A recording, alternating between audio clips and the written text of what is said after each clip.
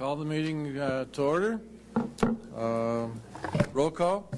Mayor Yanish. Here. Councilmember Anderson. Here. Christensen. Here. Amman. Here. Nelson. Here. Johnson. Here. Dockin. Here. Fagerly. Here. DeBleek. Here. 9 present, 0 absent. Would you all please stand as we say the Pledge of Allegiance? I pledge allegiance to the flag of the United States of America and to the republic for which it stands, one nation, under God, indivisible, with liberty and justice for all.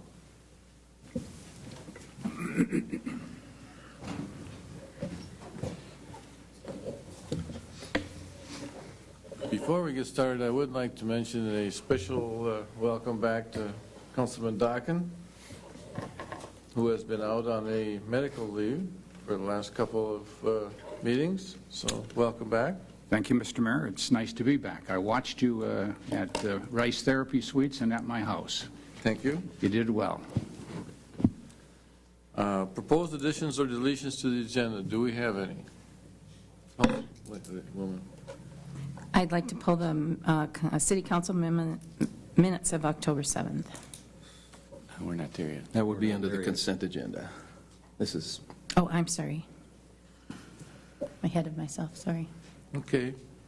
Proposed additions or deletions to the agenda. Hearing none, we will move into the consent items. Move to approve as presented, Mr. Mayor. Council lady I'd like to pull the City Council minutes of October 7th.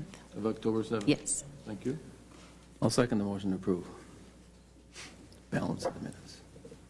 We will approve all the minutes with the exception of the City Council meetings of October 7th, 2013. All those in favor say aye. Aye. And those opposed say no. That motion carries. Councilmember Nelson, if you would like to pull those minutes. And Yes, I'd like to offer an amendment to add to the section that refers to the Labor Committee report under item number 5. I would like to ask that the actual document that Charlene presented on September 16th, 2013 with her goals and objectives be added to the minutes.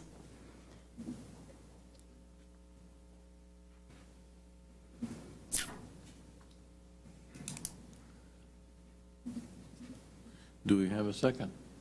Second. Motion has been made and seconded to add to the item number 5. Could you read that back to us? We are simply adding to the Labor Relations Committee minutes of September 17th, after item number 5 in the back of the minutes, to add the document a trust received on the goals and objectives from Charlene Stevens to be added to the minutes. Thank you. Is there any discussion on that? Council member? Thank you, Mr. Mayor. Maybe we could have that put in our box, too. I believe it's the one you brought up at the meeting, correct? Yes, I'm sorry. I added that because at the labor meeting this time, people weren't remembering that she had done that, and I think it should be part of the minutes because it was a written document. It must have been a handout, and I didn't have it in the minutes at the meeting, and I have a booklet with all of them, but I'd appreciate it if they stuck it in my box. It would be, or all of ours, probably. Thank you. Know what it is. Is there any further discussion? Yeah, Mr. Mayor, maybe just email it out to everybody. That's fine. Put it in my email box. All those in favor say aye. Aye. Those opposed say no. That motion carries. She needs to move to approve those, Move to approve. the council minutes. She pulled them. You want to approve them? Oh, do you want? I'll make a motion to approve the minutes from October 7th. Second. Second, excuse me. A motion has been made and seconded to approve the City Council minutes of October 7th, 2013. Is there any discussion? All those in favor say aye. Aye. Those opposed say no. That motion carries. That brings us to the Willmar City Council open forum. Is there anyone scheduled to talk? No, Mr. Mayor, there's not. There is no one scheduled to talk at the open forum. Brings us to the Finance Committee report for October 14th, 2013. Councilman Anderson. Thank you, Mr. Mayor. The first item on the agenda was public comment, and we had a few folks there. Safe House representatives Bob Bonowitz, Michelle Tejada, and Jen Johnson presented a funding request to the city in the amount of $37,000 that they wanted for 2014. Other funding sources for Safe House are diminishing. Consequently, new funding avenues are being pursued in order to maintain current staffing levels, particularly the monitors required during family visits. It was noted some of the other funding sources include PAC-4, United Way, Candioi County, the State of Minnesota Department of Justice, Bremer, and some others. Mayor Yanish also addressed the committee, speaking in favor of funding for this charity. And I will tell you that that will be considered as we finalize the budget. We gave them no indication of what we were going to do at that particular time, but told them that we would be processing this through the budget process. Then Kelly Welch and Dale Johnson, representing the City Auditorium Appreciation Group, explained that their purpose is to restore and preserve the City Auditorium. Mr. Welch asked the council to research and apply for a legacy grant as a possible funding source to make necessary improvements to the gun range, which is located in the basement of the auditorium. He also explained that sometime in the future, they will be submitting a funding request to the city for an estimated $7,000 to cover the cost of brochures, photographs, and display graphics promoting the auditorium. They are in the early stages of this process and do not anticipate a need for these funds until 2015. Mr. Welch also invited Finance Committee Chair Anderson and Community Development Chair Fagerly to the next City Auditorium Appreciation Committee meeting, which will be held November 5th at 1 p.m. at the Candioi County Historical Society. So that was all we had for public comment. The next item was the EDC 2014 proposed budget presentation. Steve Rehnquist, Executive Director of the EDC, presented the EDC 2014 budget to the committee. Anticipated revenue for 2000, this says 13, I believe that should be 14. Anticipated revenue for 2014 includes county levy of $455,000, which has not changed in 5 years, plus $9,272 in other miscellaneous revenue.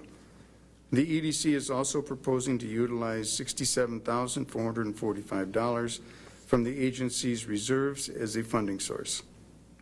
The overall budgeted expenditures for 2014 total $531,707, which is an increase of $29,000 over the 2013 budget.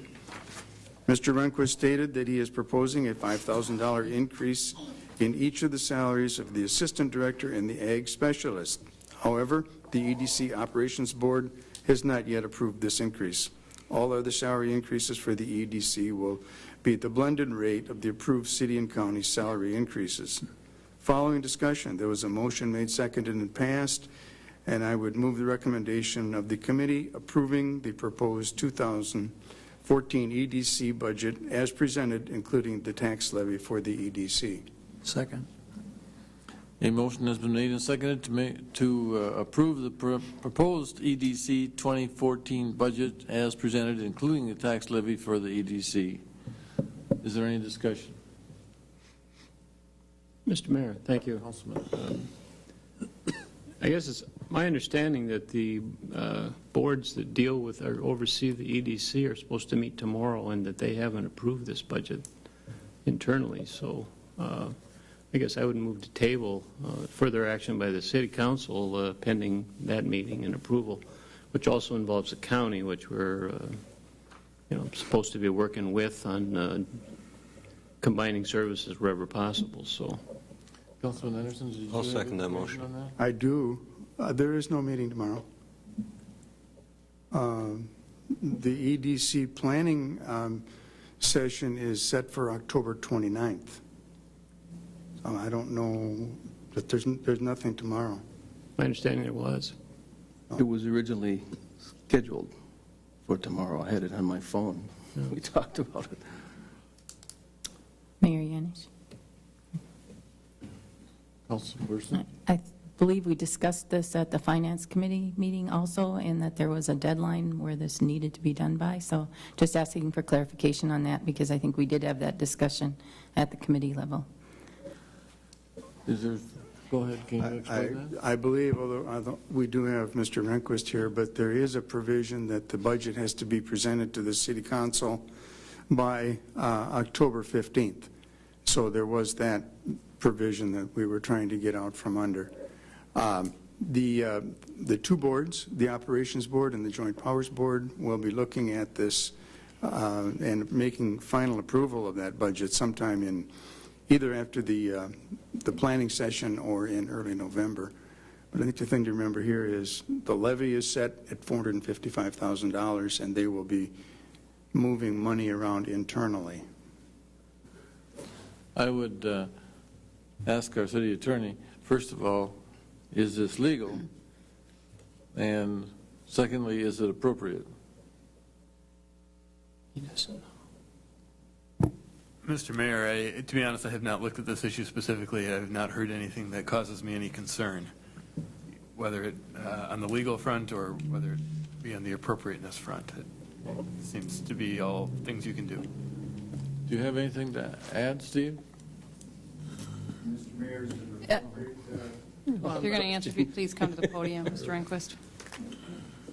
Mr. Mayor, members of the council, the EDC bylaws require that we request from both the city and the county approval of the EDC's budget by October 15th. I think the EDC is entirely comfortable if the council waits to do formal approval at a future meeting. The EDC has presented to the county, and they have approved contingent on the budget that we presented to the county doesn't change. We will discuss the budget at the 29th meeting.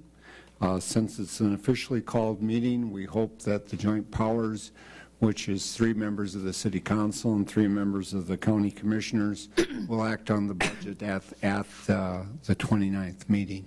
But we're comfortable with whatever the City Council would prefer to do.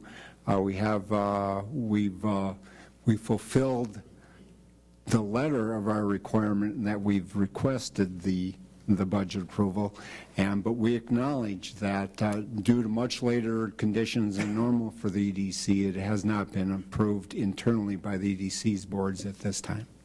Thank you. Councilman, are you comfortable with that answer? Yeah, I guess my only concern was whether or not we were jumping the gun. We have these boards and commissions that are to assist the council, and if they hadn't acted yet, that was my only concern. I don't think we should. Is there I apologize for not knowing this, but is there a penalty for not abiding by the October 15th rule? No, the EDC's levy was submitted to the county before September 15th, which is the mandate. The levy will not change. The budget dollars itself can only go down. They couldn't go up. And it's possible that a few $1,000s within the budget could be moved from one category to another, but even that is probably unlikely at this point. Councilman, did you have a question? Yes, thank you, Mr. Mayor. I think it's entirely appropriate, since the Operations Board has not yet approved the increases that are in the budget for the 2 positions. And then for us to table it and wait till action has been taken on the 29th, that's a week from tomorrow, I believe, so nothing's going to, they aren't going to go over on a cliff, and I don't think it's a misdemeanor yet. So I think it's appropriate to wait till they finalize it, the Ops Board and the Joint Powers Board. Mayor Yanni. I have a question. Councilman Anderson? Thank you, Mr. Mayor. Typically, I don't think that the Joint Powers Board approved this until sometime in late October, and I'm wondering if it isn't pretty typical that we would have approved it contingent on approval of the Joint Powers Board or the Operations Board. We don't need to make a big deal out of this, but I don't think we're doing something unique tonight that hasn't been done in the past. I must say, Councilmember Anderson, I don't know for sure If that was the case, typically the Joint Powers Board, which meets only quarterly, may not have approved the budget as of this time. Typically, the meeting is in late October. Correct. So it would have already come past the city council. But enough said. Do we have a motion on the floor to that effect? There's a motion and a second to table. Okay. Mr. Mayor? Go ahead. Was there Well, another just a question? thought, I understand the process, but right now, why should we and Dennis and Ron serve on the committee and bring it to the council, and we haven't even discussed it yet? So I'd prefer to bring it back to the board that we're appointed to and approve the budget then and then bring it back. So are we Otherwise, voting why on are we the here? table? Motion to table. Mayor Yanis? Go ahead.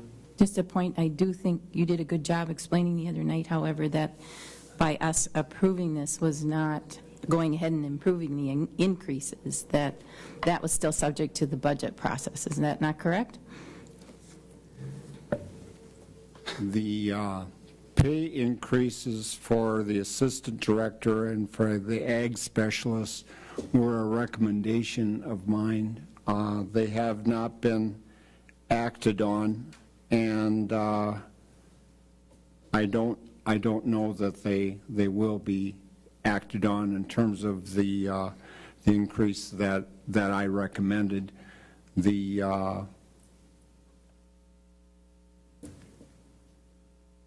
I don't wish to place the council in a difficult position. I think the EDC would be entirely comfortable with having our budget discussion the 29th.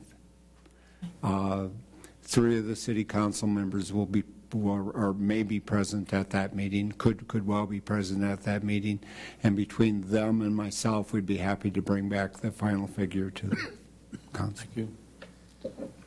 So do we have a motion and a second for the table? Councilman Anderson, or Christensen? Yes, thank you, Mr. Mayor. Kevin, are we supposed to have a discussion when something is moved to table? Technically, no. I'm not sure if you're discussing the motion to table or the whole philosophy of this process. Technically, it's motion second, no debate, Mr. Mayor. No debate on the motion to table? Correct. Okay. Do we have a second? Mr. Ammon seconded. Okay. We have a motion and a second to table this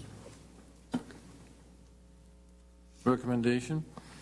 All those in favor say aye. Aye. Those opposed say no. That motion carries. The motion, the project or whatever is tabled. Okay. The next item on our agenda, we were supposed to hear from the HRA on their 2014 budget, but that has been postponed until October 28th. Fourth item was the audit and financial statement. David Early of Westburg and Ishans presented the city's 2012 financial statement to the committee.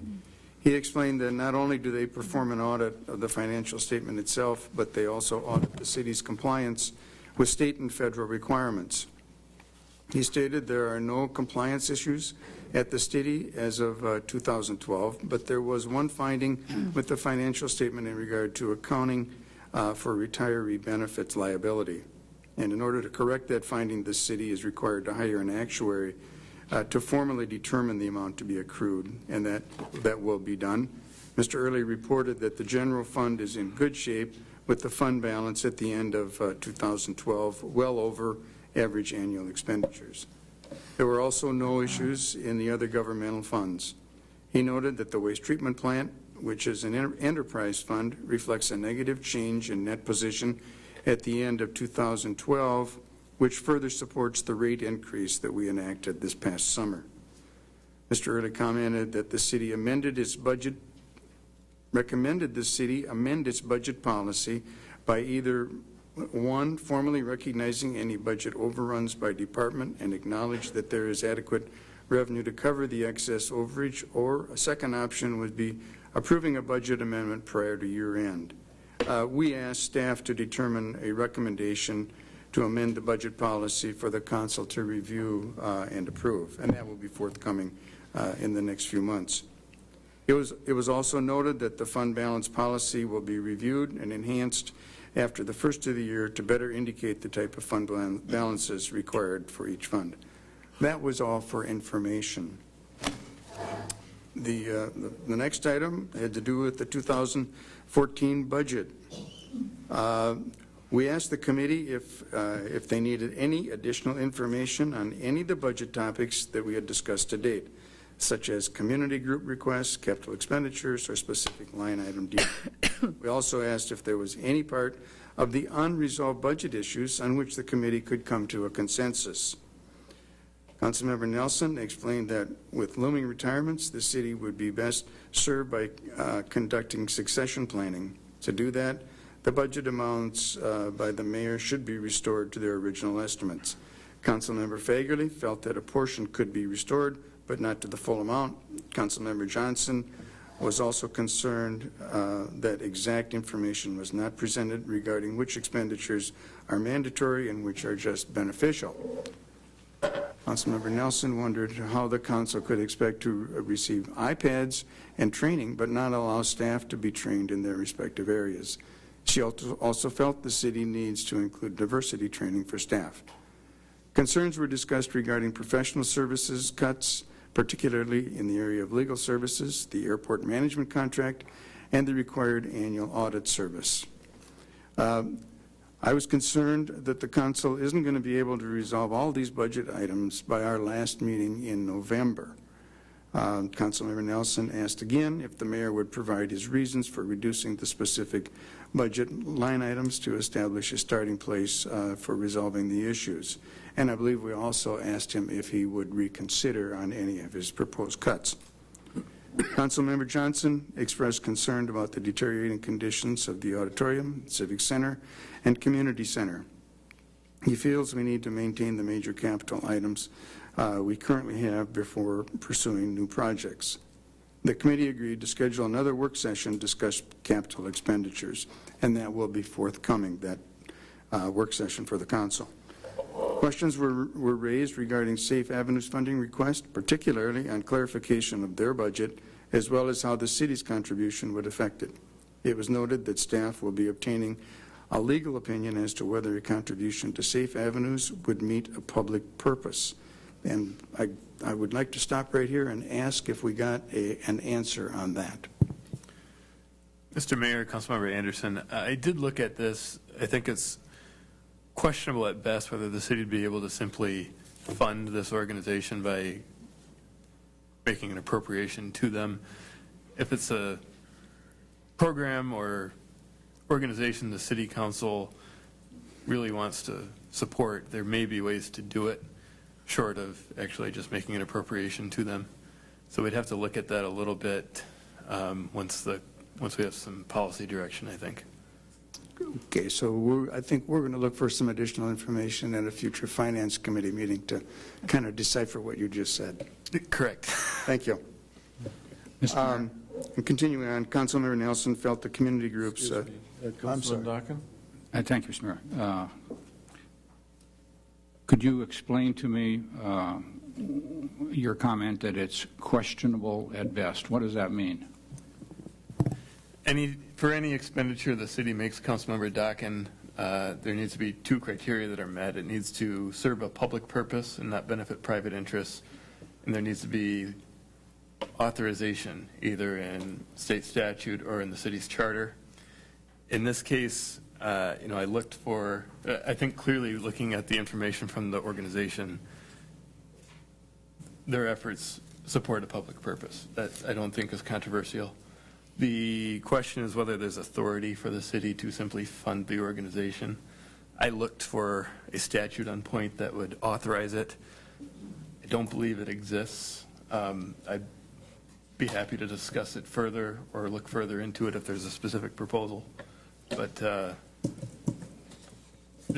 that's why I suggest maybe there's other ways to help the organization if that's the direction the council wants to go. Thank you for your good work. Thank you. Okay, back to this item. Then Councilmember Nelson felt that community groups should present their requests again. talking about all of these things, it felt to me like the committee agreed on 2 items. One, that the mayor needs to clarify his reasons for cutting various line items. And 2, there should be a council work session to discuss the capital expenditures. Then we started to talk about our final budget meeting, and I requested that the committee consider changing the budget meeting, our final meeting where we're all present. That was originally scheduled for Monday, November 25th. That's the Monday of Thanksgiving week. We have that Monday late in the day. Staff would have Tuesday and Wednesday. Thursday would be Thanksgiving, and Friday is a holiday for the city, so it wouldn't give them much time to put things together for our meeting on Monday night. So I asked if we could look at an alternate date of Tuesday, November 19th, and that would allow staff adequate time to complete our final amendments to the 2014 budget. So following some discussion, there was a motion made, seconded, and passed, and I will move the recommendation of the committee to change the budget meeting date to Tuesday, November 19th, 2013. Second. A motion has been made and seconded to change the budget meeting date to Tuesday, November 19th, 2013, from Monday, November 25th, 2013. Is there any discussion? Motion. Do we have a motion on that? Yeah, we have a motion on it. All those in favor say aye. Aye. Aye. Those opposed say no. Mr. Mayor, just to clarify, the meeting will be here, MEC, and at 4:45? We haven't set the time. I imagine it'll be. But it would It might be typically here. earlier. We may because- try to begin a little earlier. We'll discuss that, but Okay. it will be Because here. it tends to be a long meeting, so we may start that. We haven't finalized. There was some the time. discussion about beginning at 4 o'clock. Did I see a question down here or comment? Everything was good? No questions or comments? Okay. Then we had some reports. We received the August 2013 reports for Rice Trust and Rice Hospital. It was noted that a representative from the hospital and the municipal utilities will attend a future meeting prior to our November 19th meeting to discuss their budgets. That was for information only.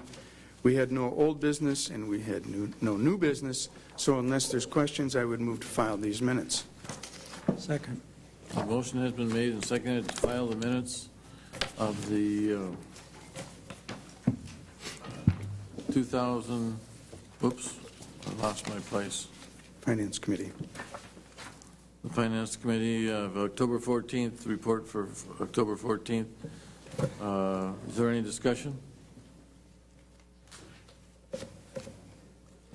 Councilman Fagerly? Thank you, Mr. Mayor. Back to item number 1, the EDC. I don't recall that we've had problems before with their budget by October 15th. Was it a bad year for them to meet, or do we need to change it in the bylaws to November 1st or something like that that has to be presented to us? My memory isn't always the best, but I think my memory is that we had always gotten it in late September or early October. And I don't believe it was necessarily approved by the EDC Operations or Joint Powers Board when we'd gotten them in the past. But we've clarified that now, and we're going to wait until it comes to us. But I don't think there was any change in timing. Okay, thank you. Councilman Ahmad? Yeah, one question, Mr. Mayor. On the Safe Avenues request, was there was all the criteria sent out or Yes. given? Okay. And where's their primary source of funding coming right now? Or does anybody answer? Is there any public funds going into that right now at this time? They listed some of their other funding sources. I think it's dependent on the program. I mean, there's Safe Avenues as the organization, and then the program that they were seeking funding was for their Harmony Visitation Services. And I think some of the sources that they listed did include potentially some other public funds, such as Candy Hoy County. But I can't, all of that information was included in the packet, and we can look at that further. Thank you. Mayor Yanis? I think we did ask for clarification of their what they listed as other funders, too, as to where they were getting funds from. Any further discussion? All those in favor say aye. Aye. Those opposed say no. That motion carries. We will go into the Public Works Safety Committee report for October 15th, 2013. Councilman Christensen. Thank you, Mr. Mayor. We did meet 4:45 p.m. October 15th at City Hall. Item number 1, public comments. Nobody was there to comment. Item number 2, I had to do the fire department update. Our fire chief, Gary Hendrickson, gave us a brief update on the recent fire calls, including the one at Midwest Campus. To date, there have been 225 calls in the city and between $4.5 to $5 million in property damage. Item number 3 was the BNSF agreement. City of Willmar is in receipt of the BNSF grade crossing construction and maintenance agreement for the proposed Willmar Avenue Quiet Zone. The agreement is very similar to the one completed on Trott Avenue, and an additional $2,000 was requested for administrative costs for payment at this time, in addition to the $15,000 we negotiated for the easement. The project can still be constructed this year with the exception of the signals. After some discussion, a motion was made, seconded, and passed for the following, and I will introduce a resolution stating that we will approve the Willmar Avenue grade crossing agreement with BNSF and authorize our city administrator to execute the same. Second. A motion has been made and seconded to approve the resolution of the Willmar Avenue grade crossing agreement with BNSF and to authorize the city administrator to execute the same. Is there any discussion? Roll call. Councilmember Anderson. Aye. Christensen. Aye. Amon. Aye. Nelson. Aye. Johnson. Aye. Dockin. Aye. Fagerly. Aye. DeBleek. Aye. 8 ayes, 0 nays. And that motion carries. Item number 4 had to do with our dangerous animal ordinance proposal, actually. Our police chief, Weifels, presented the proposed ordinance for consideration by our committee. State statute does address dangerous animals, although it does not allow due process for the owner. Our city attorneys, Tom Anderson and his assistant, Sam Weeks, were in attendance to address questions at the committee. The proposed ordinance addresses the city's need to allow a procedure to declare an animal as potentially dangerous or as a dangerous animal. It also designates and defines the animal control authority for the city, which would be the police department. These deficiencies prevent the Willmar Police, City Prosecutor, and the District Court from taking the necessary action to protect the public from animals who would otherwise be deemed to be potentially dangerous or dangerous under this state statute. Once an animal is deemed potentially dangerous, the Animal Control Authority shall notify the owners of the animal in writing or in person of that distinction and the specifics of what is required by the owner. If there are subsequent offenses or the owner fails to comply with the conditions imposed by the Animal Control Authority or this committee, the animal must be seized. The owner then has 14 days to request a hearing. If they do not, the Willmar Public Works and Public Safety Committee may order the animal destroyed. If the owner is found not to have violated the conditions, they may reclaim the animal. If an animal is deemed as a dangerous animal, it should be seized, and the same procedures would apply. The committee discussed the ordinance at length, and after some discussion, a motion was made, seconded, and passed for the following. And I will introduce the motion, which is to introduce the dangerous animal ordinance for a hearing. Do we have to set the date for that hearing? November 4th. Pardon me? November 4th. I'll add that to the recommendation Second. for November 4th. A motion has been made and seconded to introduce the dangerous animal ordinance for a hearing on November 4th. Is there any discussion? Roll call. No, standing motion. Motion. All those in favor say aye. Aye. Aye. Those opposed say no. That motion carries. Well, we segued right from the dangerous animals to dangerous weapons ordinance. Item number 5. This ordinance amendment was brought back to committee for further review and revisions. Our police chief and city attorney were directed to prepare an amendment to the dangerous weapons ordinance using language similar to an ordinance currently in place in Hutchinson, Minnesota. The proposal only allows the discharge of bow and arrows, in authorized physical education programs in a school under supervision of a faculty member, at a community-wide supervised class authorized by the chief of police, or at a bow and arrow range specifically established and so designated by the City Council. After some discussion, motion was made, seconded to pass to approve the ordinance amended as presented. After that, we discussed the proposal and determined it excluded the use of using bow and arrow on an approved waterway, such as the dam out by the cemetery. Councilmember Nelson then withdrew her second to the motion, and staff was directed to revise the ordinance amendment to allow such activity. This information thus was for information only, and will come back to the committee. Item number 6, old business. Once again, our Chief Weifels was there and reported that our census at the jail was 85, and the calls for the last 2 weeks from the police department for service was at 795. Under new business, Councilmember DeBleek questioned traffic control over the First Street Bridge and was informed by staff that it was set up in error and would be removed the following day. Mr. DeBleek also informed the committee that the wind turbines remain inoperable and that the utilities continues to be in contact with the installer. Councilmember Amon brought the issue of stormwater drainage at 309 Southwest 9th Street before the committee. On the adjacent property, a house was demolished and replaced by a parking lot, whereby the owner believes the stormwater runoff was altered. Staff did explain the situation and noted the property owners are making changes to help resolve the issue. There being no further business, I would entertain a motion to file the minutes.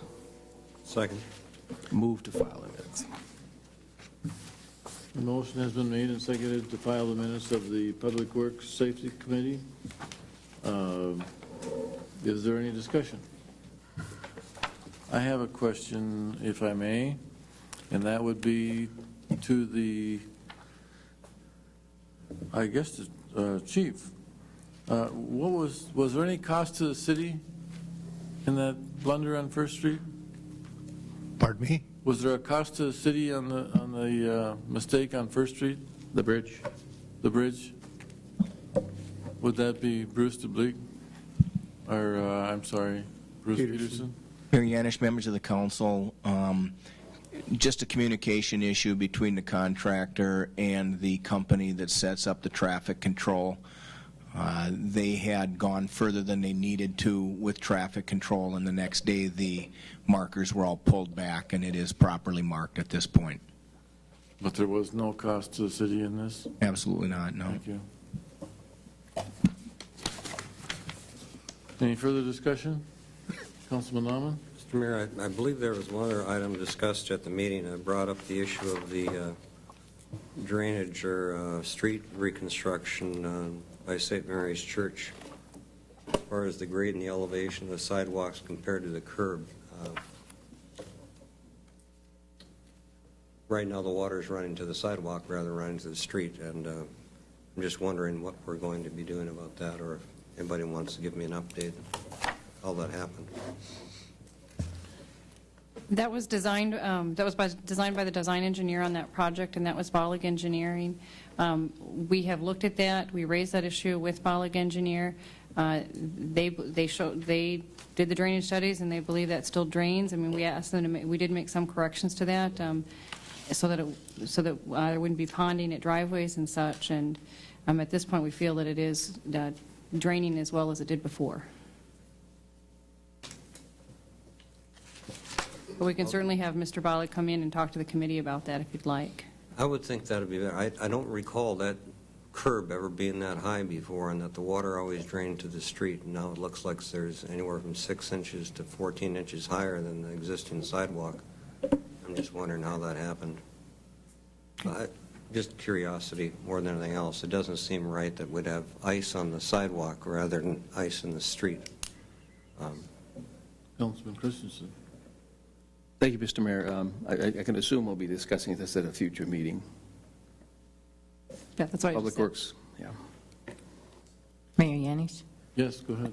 I believe perhaps then we should ask that Mr. Bollig come to the next meeting for that. I think that's what... Yep, we can do that. Okay. Is there any further discussion?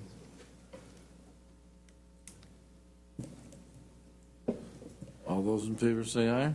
Aye. Aye. Those opposed say no. That motion carries.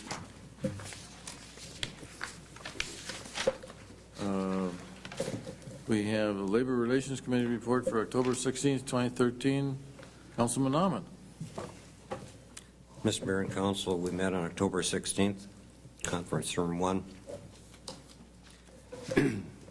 Present were myself, Dennis Anderson, Ron Christensen, and Jim Dockin. Others present were Frank Anish, Bruce DeBleek, Audrey Nelson, Kevin Halliday, and the City Clerk Treasurer. There were no public comments offered at the meeting. Item number 3 was consideration of an ordinance amending Code Chapter 2, Administration, Article 2, Officers and Employees, City Attorney. Committee members considered an ordinance amending Willmar Code Chapter 2, Administration, Article 2, Officers and Employees, City Attorney, pursuant to direction from the Willmar City Charter requiring that the duties of the City Attorney be enumerated in a city ordinance. The committee reviewed the first draft prepared by Robert Scott of Flatterly Hood. The committee reviewed the task listed and found everything to be in order. Councilman Christensen inquired whether a comment on the attorney-client privileges should be included. And following discussion, no amendments were offered, and Councilmember Anderson moved to introduce the ordinance and hold a public hearing on November 4th, 2013, and Councilmember Dockin seconded the motion, which carried. Now I would move that recommendation, Mr. Mayor. Second. Motion has been made and seconded to introduce the ordinance and hold a public hearing on November 4th, 2013. Is there any discussion? All those in favor say aye. Aye. Those opposed say no. That motion carries. Item number 4 was discussion of the council planning retreat. Committee members reviewed data prepared by staff for a council planning retreat. It was noted that staff had secured quotes from New and Company and with Dr. Carl New and Big River Group, LLC, with Bruce Miles. The committee discussed what they wanted to accomplish in the retreat, noting that they wanted to work on policy development, understanding the city charter, and incorporating the city charter direction as a council policy. Mr. Christensen noted that the mission statement seems adequate. However, the goals and objectives should be reviewed and made current. Also, they should iron out personalities and their roles in relationship with administration.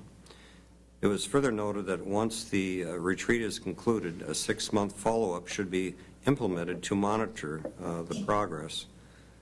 And I believe that would be monitored back to the Labor Relations Committee every 6 months. The committee discussed the dollar amounts and the concepts offered by both consultants. Following a lengthy discussion, it was moved and accepted to request a proposal of New and Company, and the motion was seconded and it was carried. And I move that recommendation, Mr. Mayor. Second. The motion has been made and seconded to accept the request for proposal of New and Company. All those is there any discussion? Councilman Anderson. Thank you, Mr. Mayor. A couple of questions. I'm wondering, do we have a date firmed up? I know there was some discussion on that. Yes. It follows the next paragraph in the minutes. Okay. All right. It's coming. I'll hold that question. That's right. Thought Okay. I'd handle it in 2 stages here. Committee then continued to discuss the location and time to carry out the retreat activities, and it was noted that benefits of team building and consideration of an offsite. Don't we have to vote on the first motion? Did we have a We motion? didn't vote. So we We have a motion Yeah, and a there was a second. motion and a second, but there was no vote, so. Okay. All those in favor say aye. Aye. Aye. Those opposed say no.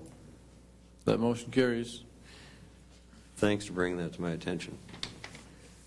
Committee then continued to discuss the location and time to carry out the retreat activities. It was noted that the benefits of team building and consideration of an off-site location. Various dates were offered beginning November 22nd and 23rd, suggesting that the off-site locations such as Prairie Woods Environmental Learning Center, Green Lake Bible Camp, or the Girl Scout Camp should be contacted. The committee directed staff to reserve a retreat facility using the 3 dates and 3 locations offered, and to report back to the committee October 21st at the City Council meeting. And I would move that recommendation, Mr. Yeah, Chair. okay. Well, I can report that back, Mr. Chair. If you want to report it all, if you've done it already, that's great, Kevin. We have done that. We've contacted Dr. Carl New, giving him an advanced head-up, and his date is still open of the first date that you chose, which is November 22 and 23. Okay. And your first location of Prairie Woods Environmental Learning Center was also open. The cost for the room is free to elected officials, but they request that you make a donation if you can. So I temporarily reserve that room, and we will talk to the chosen consultant tomorrow to iron out details. So you need to verify that with the full council if those dates worked with the labor relations committee. Well, thanks for getting that done so quickly. I appreciate it. I think we need to have some discussion with the council before we approve the date. Just wondering if it was hard with only four or five people there to get a decision made on what date would be appropriate for everybody to attend, and this is the time if... So I think we need to ask if that date works with everyone. It's fine. Okay, do we need a motion or anything on that? No, if that's the understanding, that's good. Maybe better to ask with anybody that don't work with. It's fine on my calendar, so. Okay. Let's ask if it doesn't work for anyone. Okay, we'll move on. Thank you, Kevin, for that quick response. Item number 5 was other business. I asked for discussion on capital improvement activity and the need to clarify how to prioritize various projects, complete with funding for each project and the ranking of the project. This discussion excludes the street improvements and vehicle replacement. This matter was for information only. Also discussed was to review the city administrator's goals and objectives, which were submitted to the Labor Relations Committee. It was advocating for a better plan and written objectives stated for the coming year, with all those objectives submitted to the council members and mayor for review. Feedback should be given to the Labor Relations Committee and indicate the need for the committee to consider all feedback and then finalize the objectives of the coming year with written quarterly review, which would come back to the Labor Relations Committee. And this matter was for information only. There being no further business, we adjourned at 5:45, and I'll move to file the minutes unless there's any questions. Second. A motion has been made and seconded to file the minutes of the Labor Relations Committee report for October 16th, 2013. Is there any discussion? Mayor Yanis. Councilman? Just a comment. I believe the paragraph that, second to the last paragraph reflected Mr. Ammon's thoughts. And I would hope that we would come back as a council and look at a complete evaluation process where maybe that part would be taking place in there versus being looked at a different point in time. So it's just a comment.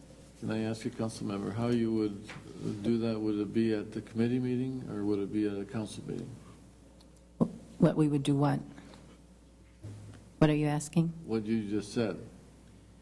I guess in other performance appraisals that I've done, there's an opportunity there for the person to bring forth goals and objectives and that you work through that process as part of the evaluation process so that both that person and the person doing the evaluation have a time to establish goals and review that. And so I just was bringing that up because I believe this was Mr. Ammon's thoughts, and I think that's something that the whole council should review at some point in time.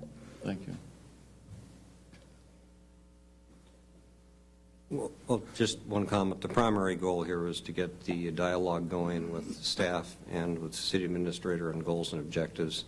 This could be discussed at the retreat also, which is I'm hoping it would be as far as any changes or alterations to the process. But we need some fine-tuning, and this is one step in many that we need to take on improving that. Thank you.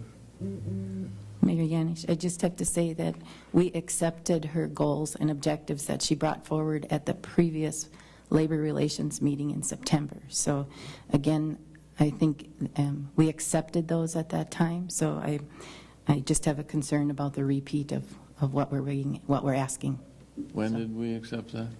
It was brought forward in September. I think the date of her document was September 16th, and the Labor Committee meeting was September 17th. And those minutes were accepted and we're part, and that was the amendment that I brought forward before. Any further discussion or comments?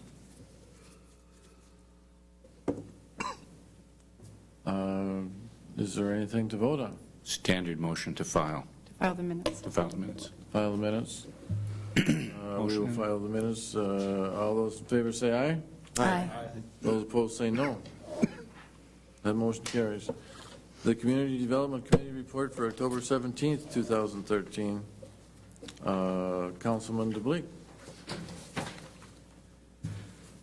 Fagerly. I believe that's Councilmember Fagerly, the chair of that committee. Councilman Fagerly? Thank you, Mr. Mayor. I'm sorry. It's all right. We met October 17th, Thursday.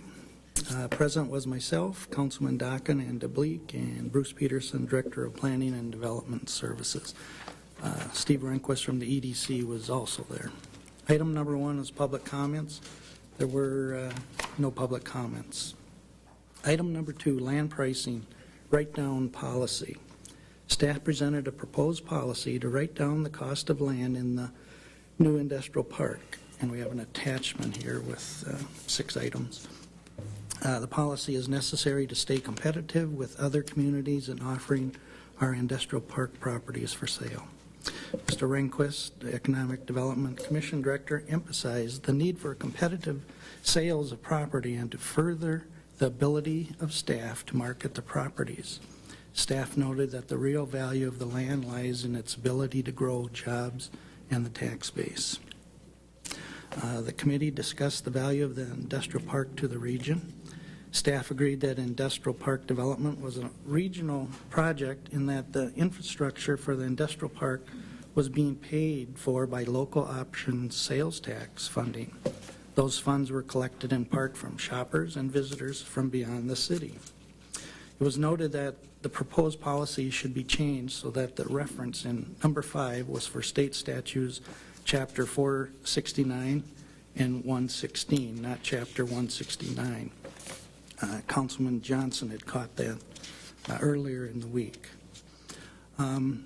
Rehnquist is in the audience, and I don't know if Bruce wants to tag team, but you just want to comment on our new proposed policy for the write-down? Thank you, Mr. Mayor, Councilmember Fagerly, and members of the City Council.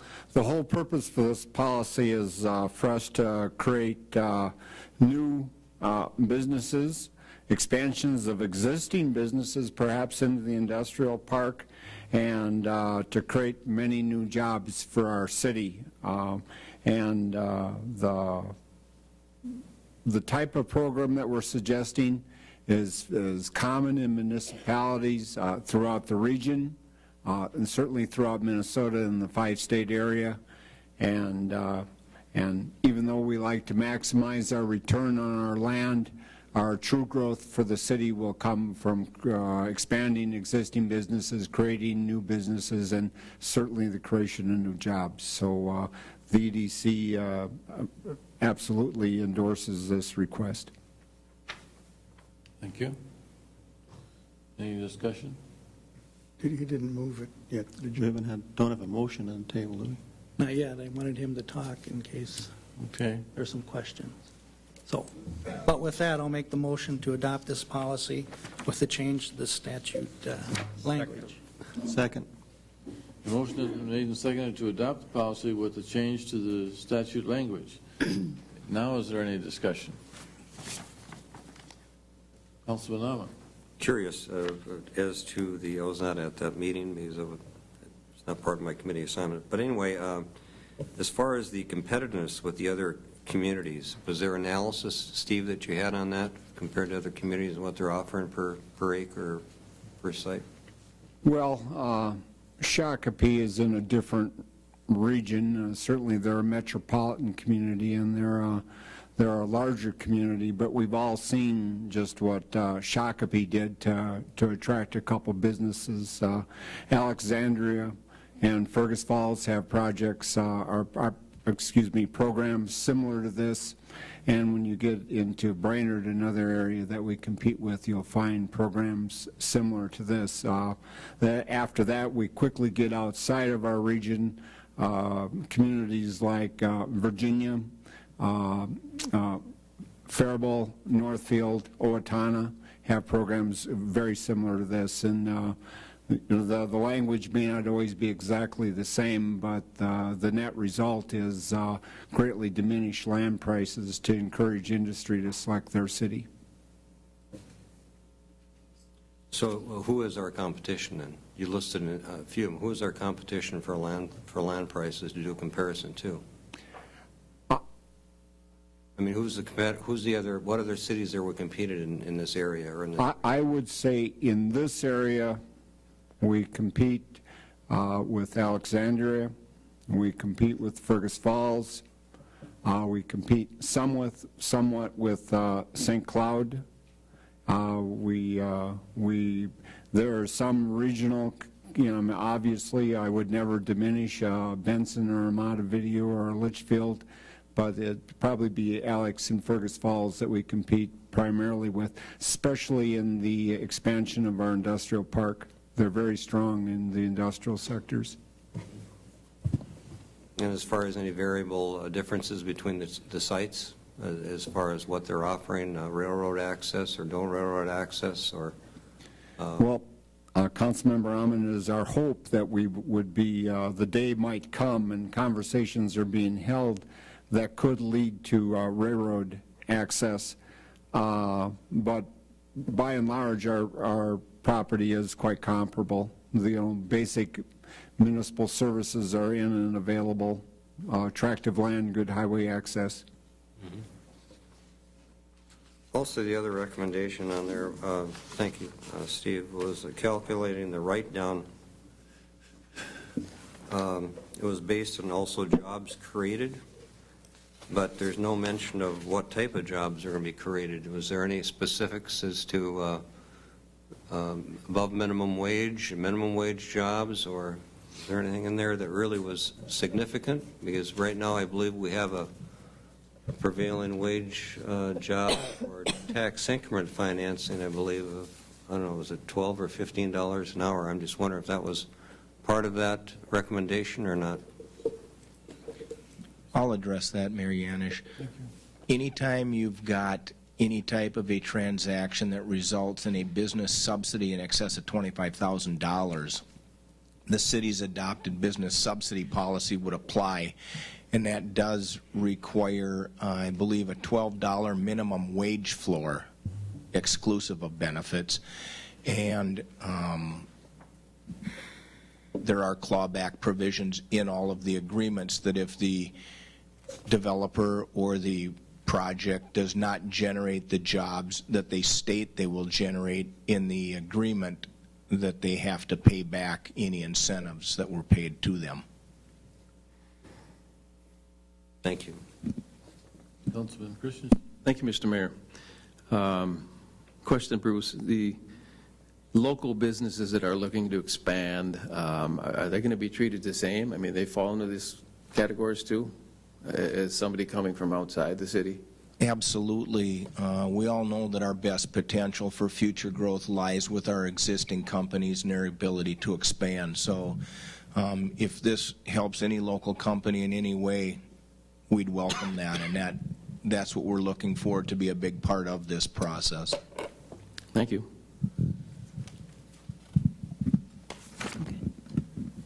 Any further discussion?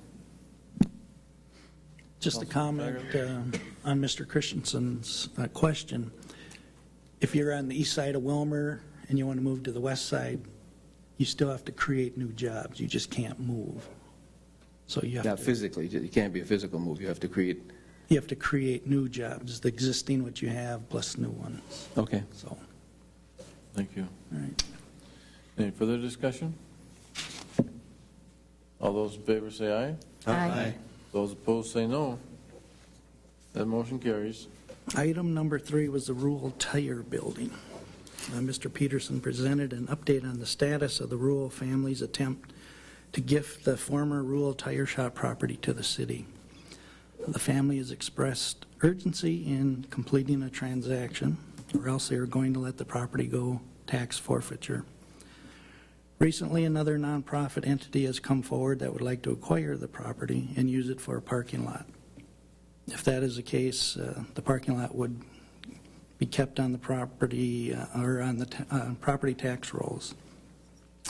Staff is recommending that the city continue to work as a liaison between the parties and try to complete the gift of the property to the other nonprofit organization. Failing that, it was staff's recommendation that the city accept the property as a gift. Following discussion, a motion was made and seconded and passed for the following: that the city accept the rural property as a gift unless they are able to complete the transaction with the other nonprofit entity. Also, that the matter be referred to the Finance Committee to determine a source of demolition funding estimated at around $60,000. One condition to the city acceptance would be that all real estate taxes and penalties be paid and there be no encumbrances on the property. Second. The motion has been made and seconded that the city accept the rural property as a gift unless they are able to complete the transaction with the other profit entity. Also, that the matter be referred to the Finance Committee to determine the source of demolition funding estimated at $60,000. One condition of city acceptance would be that all real estate taxes and penalties be paid and there be no encumbrances on the property. Is there any discussion on that? Councilman Nauman? Well, I was just wondering, as far as the time frame, was that discussed in the committee, or Hopefully by the end of the year, something will be at the done. end of the year? Yeah. Okay. Any further discussion? Well, one other point. Part of that building is in maybe not the worst shape, but the area in the warehouse and back, I remember working on that years ago, and it was pretty tough shape when it was called Rural Tire. Why has that building been addressed as far as its structural integrity, as far as whether or not it should be torn down like we do with garages and other buildings in town when they're reaching the point of falling down? The pole structure to the north is definitely used up its useful life. The two block buildings on the southern part of the block could possibly be salvaged and repurposed. There are still some issues within those structures, but I don't know that they would be deemed dangerous structures. The quotes we got included demolition and cleaning of all the property. So there's some stuff in those two block buildings that needs to be cleaned out regardless of if they're demolished, and that may require some additional testing to see what types of products those are. But again, the quotes that we got for demolition and cleanup included all the structures, so we could possibly save some money by only taking down the absolute worst structure to the north. Another question, Mr. Mayor. As far as the real estate taxes and penalties, are they current, or how old are they? How far behind are they? I believe about 3 years. 3 years behind? Yep. The family's looking at basically realizing tax benefits from the transfer of this property in the amount that will cover the taxes and the penalties. If it goes beyond this year, they couldn't realize enough tax benefits to even cover it. That's why they say they're going to go tax forfeit if they don't get this resolved very quickly. Just a thought that, if they want to gift it over, you think that to be willing to share part of the expense to get rid of it with the city would be a joint collaboration idea. But I'll leave with the recommendation. Everything's negotiable. I think you need to point out, I don't know if Councilmember Almanick, has realized it, but we're second in line to receive this. We are not, if the other entity that is looking at this takes the property, which they more than likely will, it will be a moot point. The city would have no reason to accept it as a gift. That's correct. In the perfect world, the city will not be part of this chain of title. It will go directly from the family to the other not-for-profit group. And their intent would be to demolish all the structures and to create parking on that site.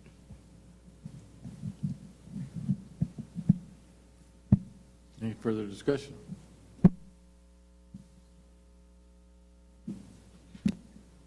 All those in favor say aye. Aye. Aye. Those opposed say no. That motion carries. And if there's no further business, I move to file the minutes. Second. Second. The motion has been made and seconded to file the minutes of the Community Development Committee report for October 17, 2013. Is there any discussion? All those in favor say aye. Aye. Those opposed say no. Is there any new business? Any old business? Yes, Mr. Mayor. Old business or new business?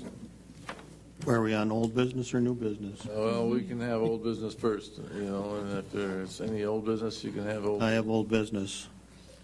Okay? Last meeting, council approved a motion that Labor Relations Chair was either going to take training to be able to participate in the interview process with staff. Just wondering where he is at with that, making that determination or appointing somebody to that, those duties. I think the staff is waiting for that to happen before they can move forward with interviews for our prospective staff that we're looking at hiring. Mr. Mayor, I can respond to that. My intent was to discuss this with the committee tonight, and thank you for bringing it up, Councilman DeBlake, because I'd forgotten to bring it up during my Labor Relations Committee meeting. Anybody that wants to be on this committee, just let me know.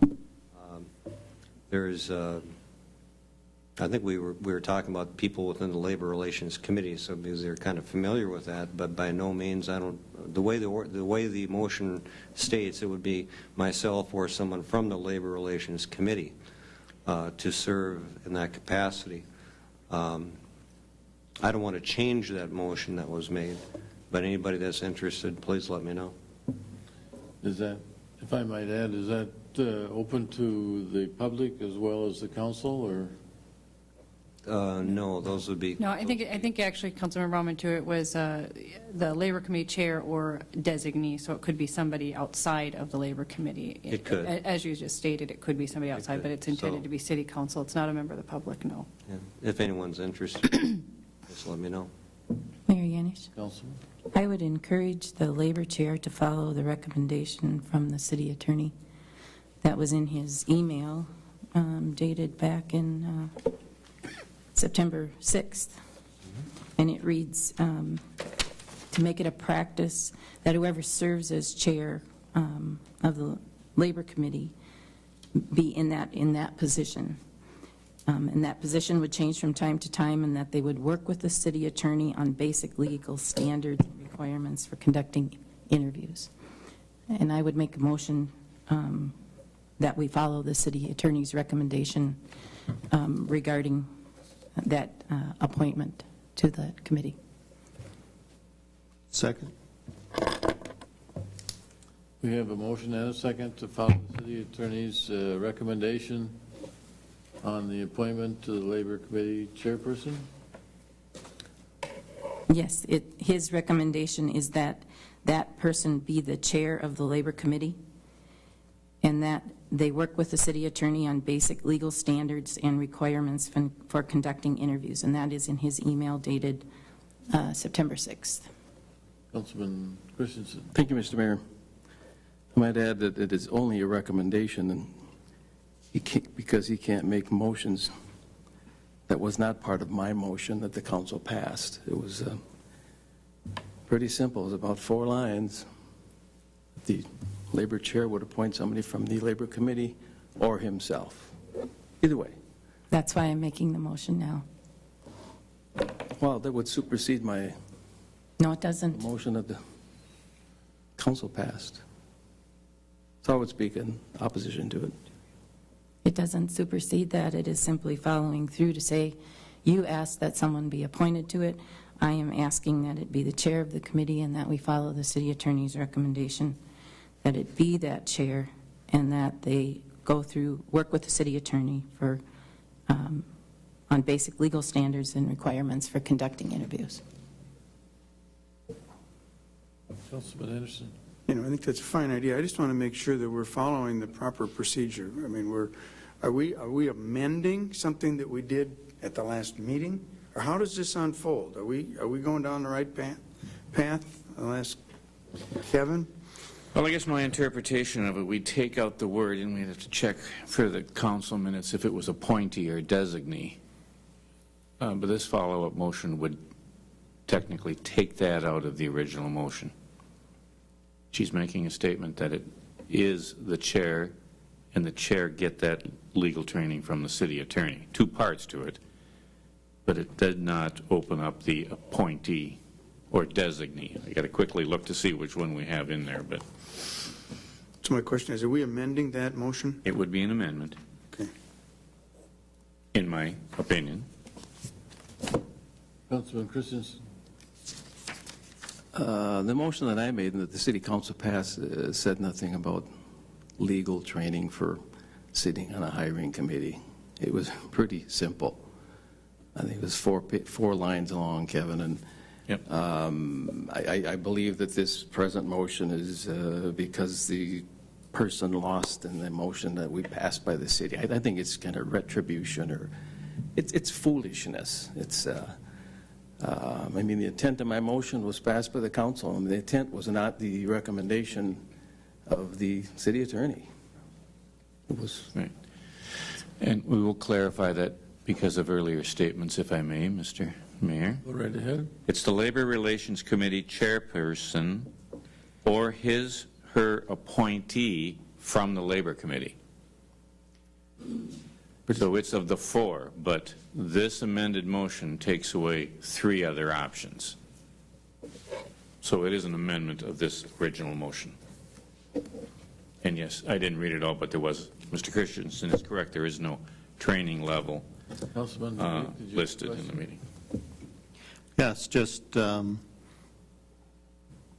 city attorney's letter to the council dated back September 6th states whether the city council wished to give the labor committee chair or designee the responsibility to participate in interviews of candidates for department head positions that would otherwise fall solely to the professional staff with HR training as a policy decision for the council.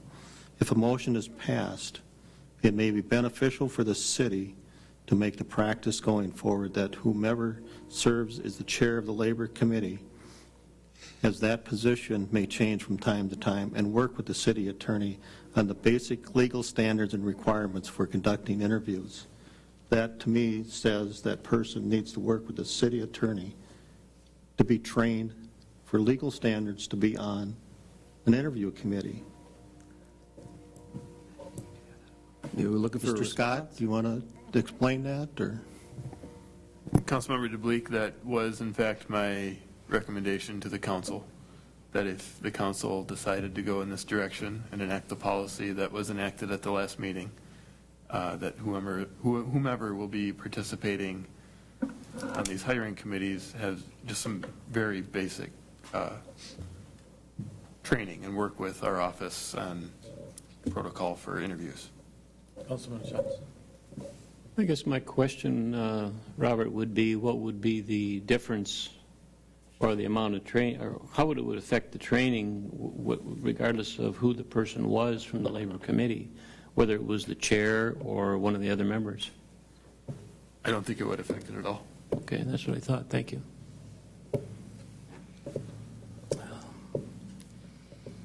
So where does that leave us? There's a motion.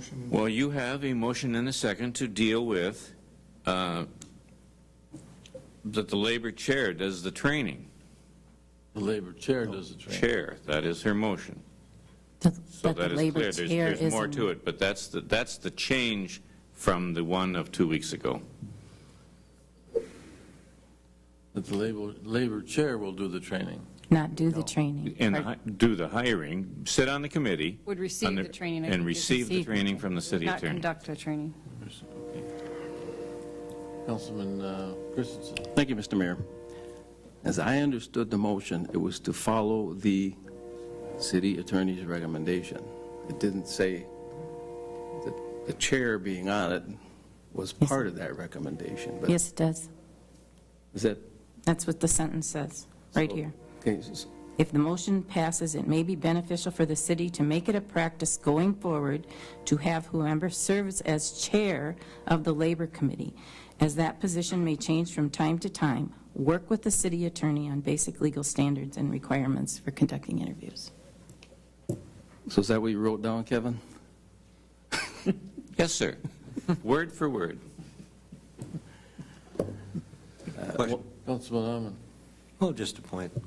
I don't mind that. I don't want to be influential just because I'm the chairman or anybody else. Like, that's why I think it's more favorable to everybody that's interested to be on the committee. I don't like seeing a top dog person or the chairman being in charge of everything. I think it's more of a collaboration of the group. One thought I do have, though, is when we went through the process of hiring our recent city administrator, I don't believe we had any training then. I've hired employees before. I'm sure there's other people here that have employed people before and gone through the process and the evaluation process of making a good decision. Mandatory training, I think, is a little redundant in some cases. I'm versed on a lot of the issues. I'm sure that you could bring me up to date on any new ones, but I'm not aware of any new ones. When you conduct business and do interviews, you have to be very, very detailed and very accurate on your statements and how you address them, so that it's not discriminating, and you're not setting any precedents to set you up for a suit later on.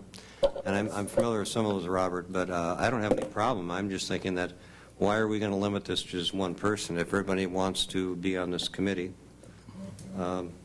if you want to train us or have a session some afternoon on it, come to our labor committee meeting, we could do it. And we'd all be covered, if that's your feeling on it. And Councilmember, if I may quickly respond, I just wanted to be clear that this was in no way intended to be a recommendation that is personal to any one member of the council or any one committee chair. It was just, if this is going to be the policy of the council going forward, it seemed to our office that it would make sense to have just, and I'm not talking extensive, time-consuming training, just a few bullet points, reminders of things you need to keep in mind in going through that process. Yeah. And that's all I meant by that. Okay, thank you. No, I wasn't implying that it was. I just want to make sure that if it's that important as this council moves forward, it could be something that could be done for everybody if they wanted to. If you have the time, rather than just having a one-on-one, we could invite anybody, including the mayor, in on those meetings, or any staff people to bring us up to date on any new issues regarding employment law. Thank you. Mayor Yanis. Go ahead, I'm sorry. No, I believe that this motion does offer some protection to this community to make sure that we are following the guidelines and that there is an established process for the interview. I think our city attorney said it well, and I think it's appropriate for us to follow this. Do we have a second to your motion? Yes? Yes. Okay. And could you read the motion back to us, what the motion actually is? Well, I believe the motion is that we follow the city attorney recommendation that whoever chairs the Labor Relations Committee serve on the hiring committee and work with the city attorney to obtain the basic legal standards of interviewing. Is there any discussion? Councilman Christensen. Thank you, Mr. Mayor. Just to reiterate that I am opposed to this very well-rehearsed motion and second. Mr. Christensen, I resent that. I think the only reason you don't want this is because you want to be part of that interview panel. And I think that should not be personal. This should be about our best, bringing our best forward from hiring. And I think there's nothing wrong with following the city attorney's recommendation. Nothing personal, Mr. Christensen, but this is, or Councilmember Christensen, but this is a protection to the city that anybody that is sitting on a city hiring committee at least knows the basic legal standards and the requirements for conducting interviews, and that is documented. Is there any further discussion? Councilman Johnson? Thank you, Mr. Mayor. My understanding would be that the training would be the same, whether it's the chair of the Labor Relations Committee or any other member, and that it wouldn't be lengthy or involved. So I think the city gets, whoever gets the training, whether it be the chair or another member, the city gets the protection that we seem to be concerned about. Thank you. Any further comments? Councilman Christensen? Thank you, Mr. Mayor. I just need to comment on the two statements, is that this isn't personal. I don't mention anybody's name at this meeting like mine is quite often at the meeting, in the paper, and the editorials. I'm dealing with an issue here, and that's what we're supposed to deal with. I'm supposed to put the issue on the table, which council person did. We discuss it, we talk about it, we don't say anything about the other people, or we don't get personal about it. It's either a bad idea or a good idea. You discuss it and vote on it and move on. I mean, that's what we do at every council meeting. So I'm not getting personal with it. I just made a comment, and I didn't mention anybody's name. But it's an issue. Let's deal with it. If we've discussed it, let's vote on it. Mr. Christensen, Mr. Yanish, Mayor Yanish. Mr. Christensen was the one who brought up that this was retaliation for losing, and I don't feel this at all. This is a protection, and I think it is a best practice to have the same purpose. If we have to hire an additional one, that there's a followed practice to do this, and I think it should be the committee chair. Thank you. Any further discussion? Councilman Fagerly. Thank you, Mr. Mayor. My question is, does everyone on the committee for hiring get trained then, staff? Yes, I mean, staff do receive. Is that something new then that we're doing? We have done that internally, yes. I mean, which is, we cover the basics of, for our interview panels, the basics of interviewing, and public data and, questions to ask, questions that are not appropriate to ask, and we cover those before we go through the process. So that just started when you came? No, I believe that's been a practice of the city prior. The city clerk could answer that, but I believe that's been a practice of the city. I'm not certain of all the conferences that the department directors go to fully train us on interviewing and the questions not to ask. I've had that training many times. Now, we do sometimes pull down off the line, first line supervisor that has maybe a lot of technical skills, if we want to ask an engineering tech a lot of technical skills. And I'm not certain at what level they'd have any training. However, we'd be certainly there to monitor any mistakes and keep them in line. I mean, we know the things about marriage and all the other things that you're not allowed to ask. I think the city attorney is simply saying, we're not certain you have the same criteria in the private sector. You need to be trained according to the public criteria. And so, what's a practical step that he's saying? Okay. But I just remember a few years ago, we were sued over discrimination. And the council didn't have anything to do with it. It was a department head that said something at an interview. So it can happen to you guys, too. Well, I think there was more to that, not an interview, but in the whole process, if you're talking the fire department. Okay. Yeah, there's more to it than in the interview. But it's the interview ones you guard against, some of the things that you must avoid. That person needs training. Whether it's, I think the issue is 1 or 4 is before you. Training is an absolute necessity. But I think if it's a necessity, then the whole council should have that half-hour briefing then, not just one person. Well, that's the issue before you, as I see it. It's numerical. Just for not the training issue, I don't think. Just for my clarification, would you, an aye vote is what now? An aye vote is to limit the labor relations chairman to be on the interviewing panel and requiring that person also to have training with the city attorney. And a nay vote would be just the opposite of that. Would be just the opposite, or it's not limiting that to the chairman. Right. Let's take a vote. Mr. Mayor, I would believe a nay vote would be to go back to the original motion, which doesn't mention training whatsoever. So it would be opening the city up for possible legal ramifications if that person that sat on that committee was not trained. That would be a correct statement. It opened it up to the chairman and his appointee from the Labor Relations Committee, and no training is required by any motion. Still would be a practical application that would probably be conducted. So that would still be an aye vote. If the person Well, wanted... a nay vote is to return to the original motion. Okay? There'd be nothing on the table with a nay vote. We'll vote on that. Did you have another question, Councilman? Well, I'd like to amend the motion to include training for all city council members, and that not only the chairman, but any member of the Labor Relations Committee may be part of the... Let me get this straight now. You're amending the amendment. Yes.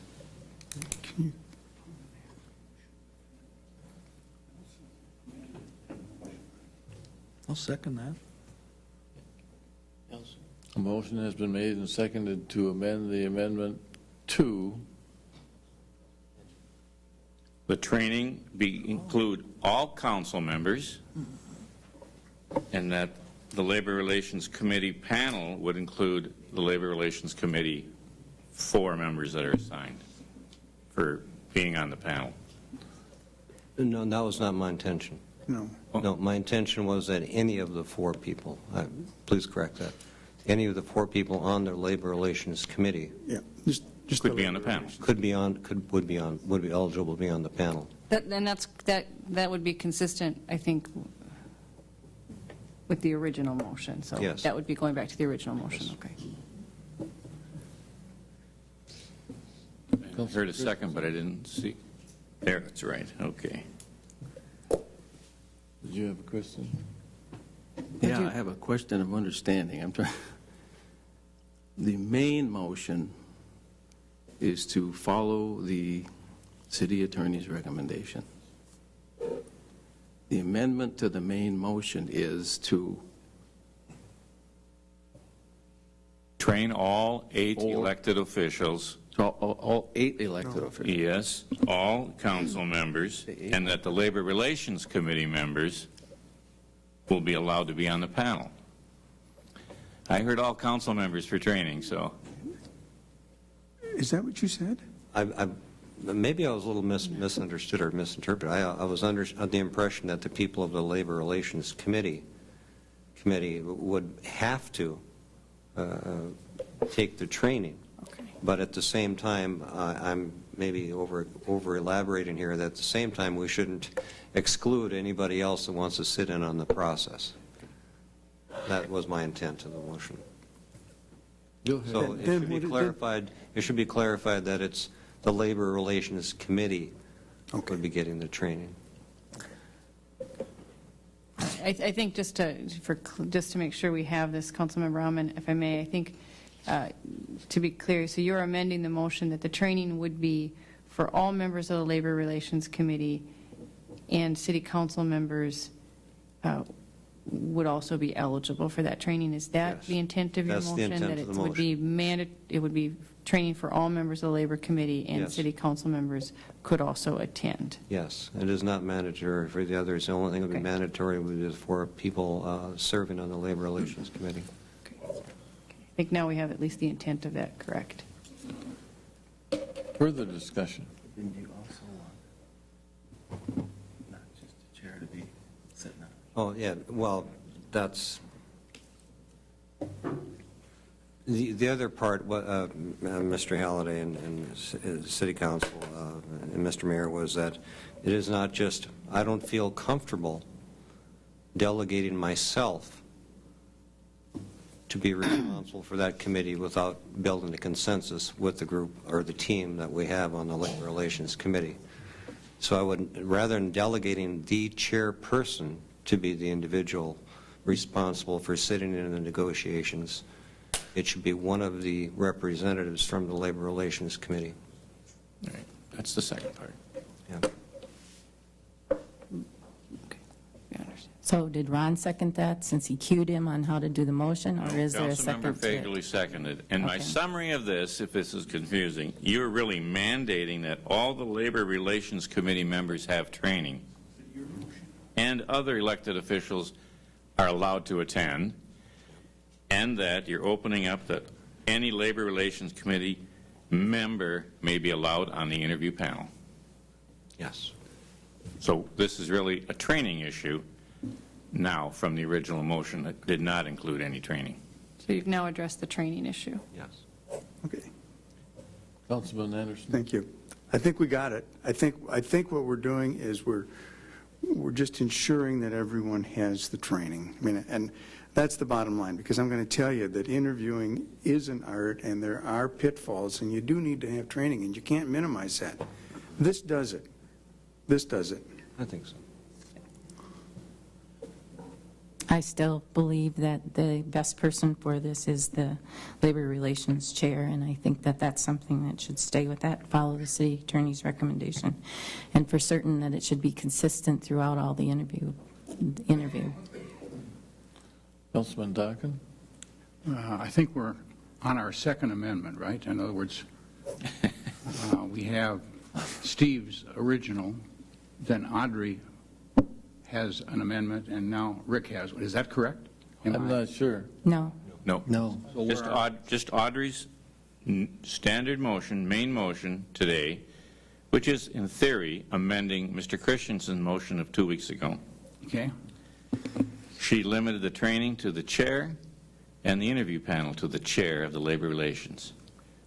The amendment currently before you and seconded is to amend that, mandating training for all the Labor Relations Committee members and opening it up for anybody else to attend, Okay.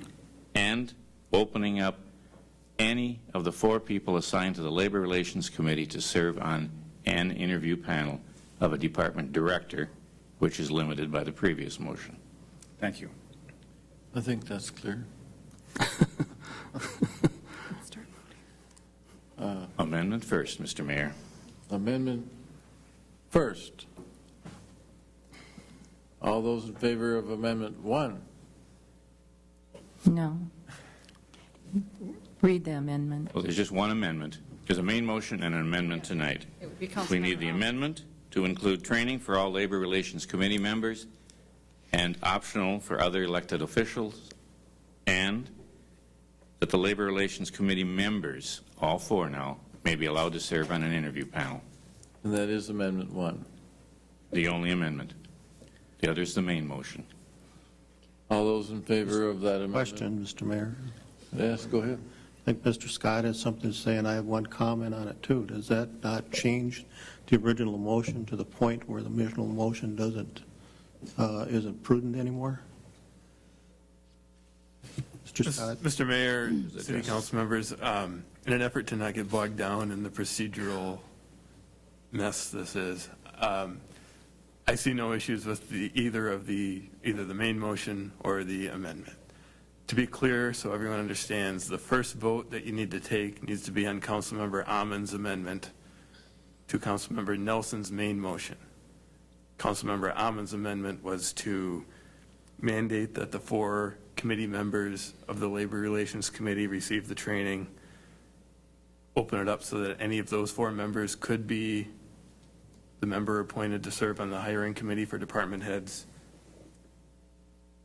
and that any council member that wished to attend the training could do so. And that would be... That's the first vote on Councilmember Amon's amendment. Okay, so now we are voting on Councilmember Amon's amendment. And that would be just a motion. Your call if you can't hear things, but it is a standard motion of roll call, without roll call. A standard motion. All those in favor say aye. Aye. Those opposed say no. No. Carries. Motion That carries. motion carries. Okay. Now we vote on what? The amended motion. The main motion. The motion as amended, no. You vote on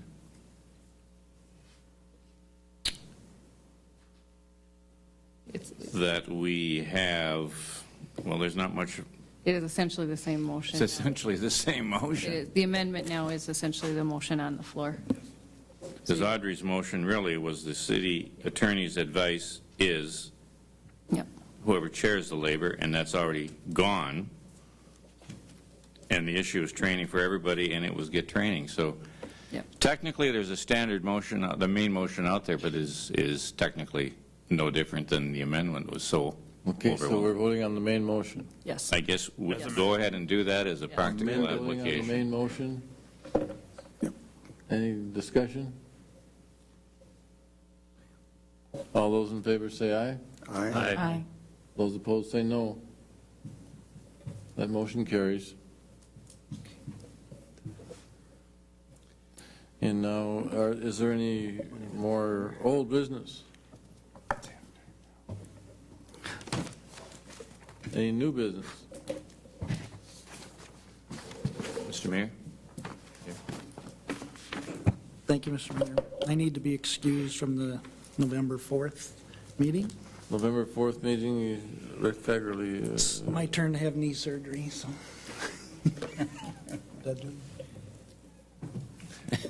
Get away from him. Yours, okay. And any further new business?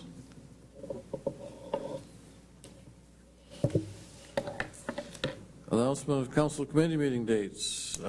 Councilman Anderson. Finance Committee will meet Monday, the 28th at 4:45. And if we're going to have a work session, are we looking at that? This is a question for staff. Are we looking at that before the November 4th? I think now with Mr. Fagerly absent, we will have to decide. We'll have to look at that again. that's Yeah, true. that is Okay. potentially what we were looking at, but we can we will, Yeah, we might have- we may come back to council with that. Yeah. We do have Okay. another opportunity, I think. All right, so anyway, Finance, 10/28, 4:45. Councilman Christensen. Public Works, Public Safety, Tuesday, October 29th, 4:45. Councilman Ahman. No meeting scheduled to date that I'm aware of. At this point, I don't believe so. And Councilman Fagerly. No meeting. No meeting. I'll move to adjourn. Second. We have a move to adjourn and a second. All those in favor say aye. Aye. I too. We are adjourned.